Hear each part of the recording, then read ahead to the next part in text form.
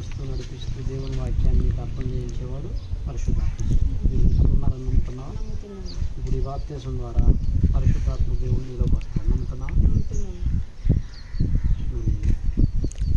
ఇక నుంచి సంఘంలో ఎలాంటి కార్యక్రమం ఉందా దేవుని కోసం కష్టపడి పనిచేయాలి. చేస్తావా? పరలోకం వెళ్ళేంత వరకు నమ్మకంగా ఉండాలి. ఉంటావా? మరి కుమార్తె హేమక్క గారు ఇచ్చిన సాక్ష్యాన్ని బట్టి, దేవుడు నాకు ఇచ్చిన అధికారాన్ని బట్టి తండ్రి యొక్కయు కుమారుని యొక్కయు పరిశుద్ధాత్మ యొక్క నామంలో బాప్తిజం చేస్తున్నాను. ఎవరి ముందుకు రండి. ఒక చేతితో ముక్కు కొట్టుకొని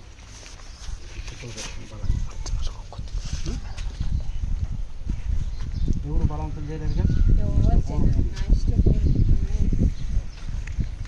తండ్రి యొక్కయు కుమారుని యొక్కయు పరిశుద్ధాత్మ యొక్క నామంలో ప్రేమాన్ని బాప్తిజం చేస్తున్నాను.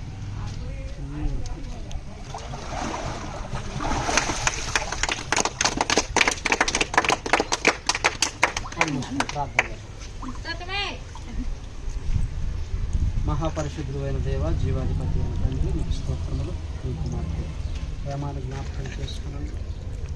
తల్లి గర్భంలో కొన్ని మొదలుకొని మీకు క్షేమంగా కాపాడారు. ముఖ్యంగా మీ సన్నిధానంలో బలపరుచుకోవడానికి మీ కుమార్తెను ఏర్పరచుకొని మంచి మనసునిచ్చి మీ చిత్తాన్ని, మీ కార్యక్రమాన్ని నెరవేర్చి మారు మనసును ప్రసాదించారని కృతజ్ఞత. ఆయన మనసు తండ్రి నమ్మకంగా విశ్వాసవరకు మీ కోసం మీ కుమార్తెను జ్ఞాపకం చేసుకోనండి. మన జీవితకాలం అంతా తండ్రి మీ కొరకు నమ్మకంగా జీవించుకోవాలి. చేస్తున్న పనులు, ప్రయాణాలు, తోడుగా బ్రతుకంతా మీ నామానికి మహిమకరంగా ఉంటుంది. తన భర్తను ఇచ్చిన కుమార్తెను జ్ఞాపకం చేసుకోండి.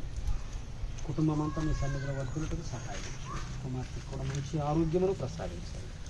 మరి హేమాను కన్నా తల్లిదండ్రులను కూడా జ్ఞాపకం చేసుకోండి. మీ కృపలో భద్రపరచండి. మీ కుమార్తె చుట్టూ మీ కాపుదల ఉంచండి. పరిశుద్ధాత్మ సహాయం అనుగ్రహించండి. యేసుక్రీస్తు ఇచ్చినందుకు మీ కృతజ్ఞతలు చెల్లిస్తుంది. ఇక్కడ తలలోంచిన ప్రతి కుమారుని, ప్రతి కుమార్తెను జ్ఞాపకం చేసుకోండి. ఇంకా ఎందరైతే రక్షణ లేక దూరంగా ఉన్నారు వారికి తోడుగా ఉండండి. మీ నామ మహిమార్థమై బ్రతుకున్నట్లు సహాయం చేయండి. క్రీస్తు నామాన్ని ప్రార్థన అడుగుచున్నాము తండ్రి.